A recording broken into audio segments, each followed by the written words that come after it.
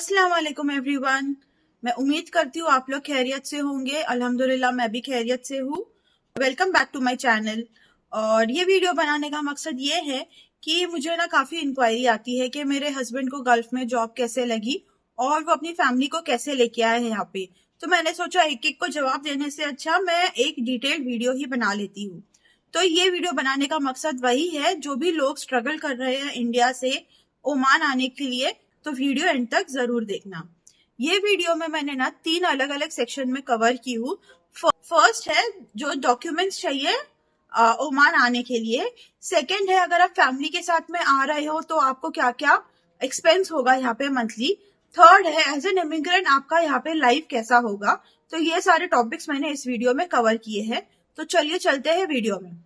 सबसे पहले आपको अगर इंडिया से कहाँ भी ट्रैवल करना है तो आपको जरूरी है पासपोर्ट। आपके पास में इंडियन पासपोर्ट होना चाहिए। उसके बाद में आपको चाहिए वीजा। ठीक है, सबसे इंपॉर्टेंट चीज है वीजा। वीजा के आप बिना किधर भी ट्रैवल नहीं कर पाओगे। तो मेरे हस्बैंड को यहाँ पे आने से पहले ही जॉब थी इन हैंड, तो उनको क्या हुआ ना, एम्प्लॉयर से ही वीजा मिली। तो आप ट्राई कीजिए कि आने से पहले ही आपके पास में जॉब हो। आपको जो एम्प्लॉयर वीजा देगा उसे बोलते हैं एम्प्लॉयमेंट वीजा। ऐसे ही डिफरेंट कैटेगरीज ऑफ वीजा है। तो मैंने ना सिर्फ 2-3 कवर करा है यहाँ पे जो इम्पोर्टेंट है, बाकी के आप अपने गूगल करके भी सर्च कर सकते हो। सेकेंड है टूरिस्ट वीजा। अगर आपको घूमने आना है ओमान तो आप टूरिस्ट वीजा लेके आ सकते हो। तो आपको 2 वे टिकट बुक करके आना पड़ेगा, 1 वे नहीं, अलाउड ही नहीं है यहाँ पे। चलते हैं फिर दूसरे वीजा के तरफ। इन्वेस्टर वीजा है और एक है बिजनेस वीजा। 4 जो है ये इंपॉर्टेंट वीजा है। अगर आपको और भी कुछ डिफरेंट वीजा है तो वो आप गूगल करके देख सकते हो क्या क्या। 4 इंपॉर्टेंट वीजाज जो है वही मैंने कवर की हूँ यहाँ पे। ओरिजिनल डॉक्यूमेंट्स जो है आपको एम्प्लॉयर को जो सबमिट करने होते हैं उसे आपको अपोस्टाइल करवाना होता है। अपोस्टाइल जो होता है वो मैं आपको सिर्फ यहाँ पे ब्रीफली बता दूंगी। आपका कोई भी ओरिजिनल डॉक्यूमेंट होगा, ये जो स्टैम्प देख रहे हो इसे बोलते हैं अपोस्टाइल करवाना। ये बेसिकली कंफर्मेशन होता है आपके तरफ से और आपके गवर्नमेंट के तरफ से जो भी आप डॉक्यूमेंट सबमिट कर रहे हो ये ओरिजिनल है, फेक नहीं है। तो आप जो भी कंट्री में जा रहे हो तो आपको पहले देखना है कि आपको क्या क्या डॉक्यूमेंट्स रिक्वायरमेंट है वहां पे।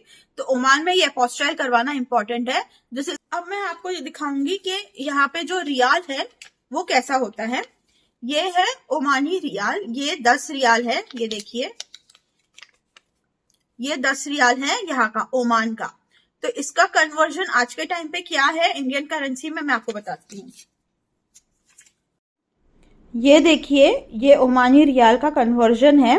10 रियाल इज इक्वल टू 2218.88 पैसे। ये सब जो है ये आपको डॉक्यूमेंट से रिलेटेड मैंने बताया है। ये चलते हैं मंथली एक्सपेंस के तरफ। यहाँ पे मैंने पर्सन ऑफ 4 के हिसाब से मैं आपको सारी डिटेल्स बताऊंगी। पर्सन ऑफ 4 में है 2 बड़े और 2 बच्चे। सबसे पहले आता है हाउसिंग रेंट, फिर आता है ट्रांसपोर्टेशन, फिर आता है स्कूल फीस, है इलेक्ट्रिसिटी, वाटर बिल, इंटरनेट भी आपको आपके मंथली एक्सपेंसेस में ही इंक्लूड करना पड़ेगा। फिर है LPG gas, medical insurance, grocery और एंड में है मिसलेनियस। हम अपने हाउसिंग रेंट की तरफ 3 डिफरेंट कैटेगरीज के घर है। तो सबसे पहले आती है अपार्टमेंट। अपार्टमेंट मतलब जो भी बिल्डिंग में आपका घर है वो उसे हम अपार्टमेंट कहते हैं।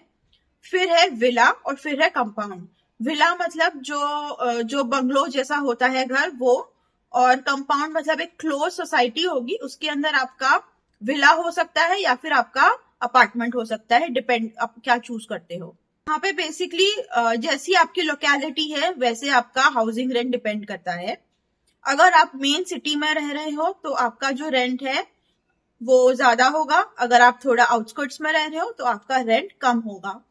तो बेसिकली जो भी फैमिलीज है वो यहाँ पे अपार्टमेंट ही प्रेफर करती है। ऑन एन एवरेज में बताओ तो यहाँ पे हाउसिंग रेंट हो जाएगा 150 से 200 रियाल तक। अब चलते हैं ट्रांसपोर्टेशन की तरफ। ट्रांसपोर्टेशन में भी 2 कैटेगरीज है। सबसे पहले है आपका जो कार रेंटल है और फिर आता है पेट्रोल। यहाँ पे अगर आपको इन हैंड जॉब में अगर आपके ऑफर लेटर में ट्रांसपोर्टेशन जैसे कार और पेट्रोल का इंक्लूडेड है तो वो बहुत ही अच्छा है। अगर नहीं इंक्लूड है तो आपको कार और पेट्रोल भी अपने सैलरी से ही डिडक्ट करना पड़ेगा। तो ये भी आपके मंथली एक्सपेंसेस में ही काउंट होगा। तो जब भी आप जॉब ले तो आप ये सब जो है डिटेल्स बहुत अच्छी तरीके से देखे कि आपको क्या क्या फैसिलिटीज ऑफिस से प्रोवाइड हो रही है। यहाँ पे ना आपको ओ टैक्सी भी मिलती है। यहाँ पे एक ऐप है, जैसे हमारे इंडिया में ओला उबर है, तो यहाँ पे ओ टैक्सी है। तो आप ओ टैक्सी ऐप आपके मोबाइल में डाउनलोड करके आपकी जो कैब्स है वो बुक कर सकते हो। वरना यहाँ पे थोड़ी थोड़ी डिस्टेंस पे टैक्सी स्टैंड्स है, तो आप वहां पे जाके भी टैक्सी ले सकते हैं। बस की फ्रीक्वेंसी यहाँ पे इतनी अच्छी नहीं है, तो सिर्फ जो मस्कत है, यहाँ का जो मेन सिटी है, वहां पे ही अच्छी बस की फ्रीक्वेंसी है, और जैसे दूसरी सिटीज है वहां पे इतनी अच्छी फ्रीक्वेंसी नहीं है। ट्रांसपोर्टेशन भी यहाँ पे, जैसे कि मैंने आपको बताया, कार और पेट्रोल का है। तो कार आपको यहाँ पे रेंटल आराम से मिल जाएगी, आपको टेंशन लेने की जरूरत नहीं है। अगर आप सिडान ले रहे हो तो आपको आराम से 200 रियाल में मिल जाएगी ऑन रेंट कार। और पेट्रोल तो आपको पता है यहाँ पे बहुत सस्ता है इंडिया से। पेट्रोल भी यहाँ पे डिफरेंट कैटेगरी, आपको जो डलवाना है आप आपके हिसाब से डलवा सकते हैं। अब चलते हैं स्कूल फीस की तरफ। यहाँ पे काफी सारी स्कूल है, जैसे इंडियन स्कूल, ब्रिटिश स्कूल। तो जो भी नेशनैलिटी है हमारी, हम वो स्कूल में डालते हैं बच्चों को। अगर आपको इंटरनेशनल स्कूल में डालना है बच्चों को तो वो भी अवेलेबल है। अगर वहां पे ये हो जाता है कि जो फीस होती है वो डबल द प्राइस हो जाती है। तो जैसे अगर मैं आपको बताऊं, 2 बच्चों की फीस यहाँ पे है करीबन, आप अप्रोक्सीमेटली लेके चलिए 120 रियाल के। और जैसे जैसे बच्चा बड़े स्टैंडर्ड में जाता है तो फीस वैसे ही बढ़ती जाती है। अब चलते हैं इलेक्ट्रिसिटी और वाटर बिल की तरफ। इलेक्ट्रिसिटी में यहाँ पे 2 सीजन होते हैं, आपको पता है, समर्स होते हैं और विंटर्स होते हैं। तो गवर्नमेंट है ना यहाँ पे बैलेंस कर देती है आपका बिल। तो विंटर्स में आपका बिल थोड़ा कम आ जाता है और समर्स में तो डबल आता है, क्योंकि 24/7 एसी चलती रहती है। तो ऑन एन एवरेज आप इलेक्ट्रिसिटी बिल पकड़ के चलिए 20 to 25 रियाल।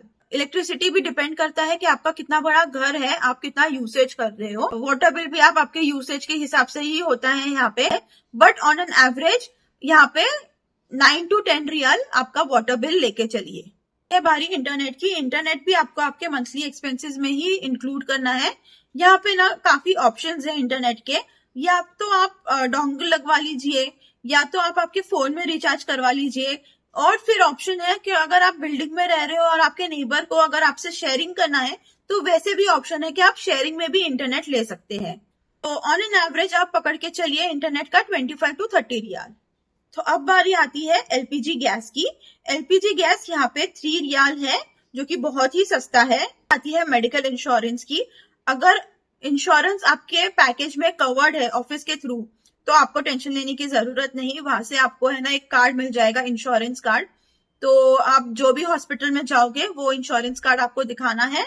अप्रूवल आता है इंश्योरेंस कंपनी से और फिर आपको मेडिसिन और आपका जो भी चेकअप है वो हो जाएगा आसानी से। अगर आपके पास में इंश्योरेंस कार्ड नहीं है तो आपको अप्रोक्सीमेटली 20 रियाल अलग से निकाल के रखना है अपने हेल्थ के लिए, क्योंकि बुरा वक्त बोल के नहीं आता है, कोई बीमार बोल के नहीं होता है। चलते हैं मंथली ग्रोसरी की तरफ।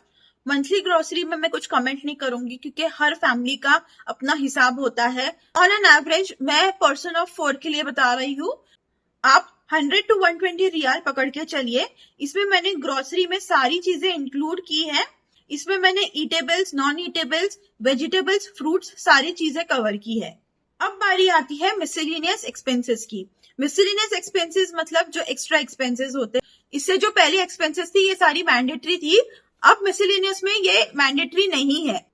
तो मैं आपको बता रही हूँ मेड का प्राइस, जो कि है 25 रियाल अप्रोक्सीमेटली, जो कि वीक में 2 या 3 बार ही आएगा या आएगी। और अगर आपको हर दिन बुलाना है तो उसका प्राइस अलग है। ट्यूशंस भी यहाँ पे अवेलेबल है, जो कि मिनिमम है 25 रियाल फॉर ऑल सब्जेक्ट्स। यहाँ पे मैं अपने सिटी का बता रही हूँ, दूसरे सिटीज में मुझे नहीं पता कि क्या चार्जेस है। मिनिमम 15 to 20 रियाल अलग से निकाल के रखिए। अगर आपको बाहर खाना खाना है या कोई मूवी देख लेना है तो आप ये चीज भी आपके मंथली एक्सपेंसेस में काउंट कर रही है। अच्छा जी, मुझे और एक चीज कवर करनी थी हाउसिंग रेंट से रिलेटेड। जैसे हमारे इंडिया में काफी सारी एप्स है घर ढूंढने के लिए रेंट पे। यहाँ पे भी है 1-2, मगर वो इतनी अच्छी नहीं है। हर बिल्डिंग के बाहर एक पैम्पलेट जैसे या बैनर जैसे लगा देते हैं लोग, हाउस फॉर रेंट करके या फ्लैट फॉर रेंट करके, और नीचे नंबर दे देते हैं केयर टेकर का। तो आपको क्या करना है, आपको वो नंबर पे कॉल करना है कि आप इंटरेस्टेड हो फ्लैट देखने के लिए बिल्डिंग में। तो वो केयर टेकर आएगा, आपको फ्लैट दिखाएगा। आपको यहाँ पे भटकना पड़ेगा अगर आपको एक घर से दूसरे घर में शिफ्ट करना है तो। इसलिए आप अगर घर सिलेक्ट कर रहे हो तो बहुत ही सोच समझ के आपका घर सिलेक्ट करना।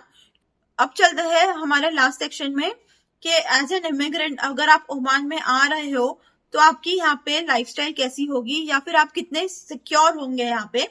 तो यकीन मानिए आप एज अ टूरिस्ट भी अगर यहाँ पे आ रहे हो तो ये कंट्री बहुत ही सेफ है। यहाँ के जो लोकल्स हैं वो काफी ही वेलकमिंग है नेचर से। और आप अगर फैमिली के साथ में भी सेटल होना चाहते हो ना तो ये बहुत ही सेफ कंट्री है। काफी सुकून है, पीस है, इतना शोर शराबा नहीं है यूएई जैसा। कॉस्ट ऑफ लिविंग यहाँ पे जो ओमान में है वो कम है यूएई से कंपेयर में। यूएई में ना जो हाउसिंग रेंट है वो बहुत ज्यादा है और वहां पे जो स्पेस मिलता है वो काफी छोटा होता है। प्लस जो वहां पे स्कूल फीस है वो भी बहुत हाई है कंपेयर टू ओमान। अगर आप स्टैंडर्ड ऑफ लिविंग कंपेयर करेंगे इंडिया से ओमान की तो ओमान की स्टैंडर्ड ऑफ लिविंग बहुत अच्छी है क्योंकि यहाँ पे 0% पॉवर्टी है। यहाँ पे कोई इंसान गरीब नहीं है, जो कि बहुत ही रिमार्केबल थिंग है अचीव करना। मैंने सारे पॉइंट्स जो थे वो कवर कर लिए हैं। अगर आपको और इन्फॉर्मेशन चाहिए तो प्लीज कमेंट सेक्शन में बताना मुझे। हम आ गए हमारे एंड सेक्शन में। लास्ट में मैं एक समरी डाल दूंगी कि यहाँ पे क्या क्या मंथली एक्सपेंसेस है। अगर आपका कोई भी रिलेटिव स्ट्रगल कर रहा है इंडिया से ओमान ट्रैवल करने के लिए तो ये वीडियो उनको जरूर शेयर कीजिए ताकि उन्हें कोई भी जो डिटेल है वो यूजफुल हो जाए। अगर आपको ये वीडियो अच्छी लगी हो तो लाइक कीजिए, शेयर कीजिए, कमेंट कीजिए, फ्रेंड्स एंड फैमिली में फॉरवर्ड कीजिए। मिलते हैं नेक्स्ट वीडियो में बहुत ही जल्द। तब तक के लिए अल्लाह हाफिज।